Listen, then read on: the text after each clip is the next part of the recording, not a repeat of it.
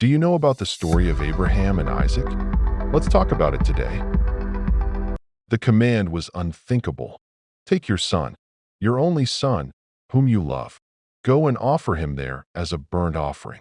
No explanation, no escape, just a 3-day journey into the deepest darkness a father could ever know.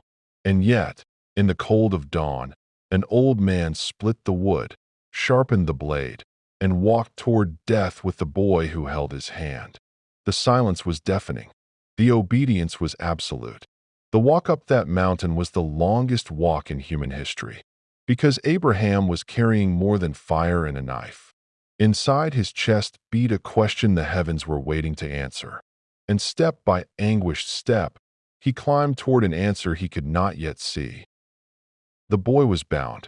The child who had asked, "Where is the lamb?" was now lying on the very wood he had carried up the mountain.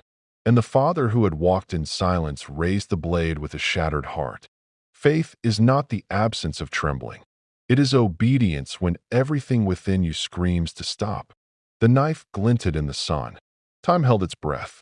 And then, the voice of heaven tore through the silence. "Abraham, Abraham, do not lay a hand on the boy. Now I know that you fear God, seeing you have not withheld your son, your only son, from me." Abraham lifted his eyes, and there, caught by its horns in a thicket, was a ram. Not a theory, not a feeling, a substitute, an innocent life provided by God himself, to die so the son could live. The substitute. But the story does not end on that mountain with a ram. It points forward to another hill, to another father, to another son, the one the ram was always pointing toward. For God so loved the world that he gave his only son. And this time, the knife was not stayed. There was no voice from heaven to stop the sacrifice. No substitute waiting in the thorns. Why? Because Jesus was the substitute. He was the Lamb of God, caught not in a thicket, but nailed to a cross. The ram died so one boy could live. Jesus died so all who believe could live forever. Abraham named that place, "The Lord will provide." And on a hill called Calvary, God provided once and for all. The Son walked down the mountain alive. The Son of God was laid in a tomb, dead. But the tomb could not hold him.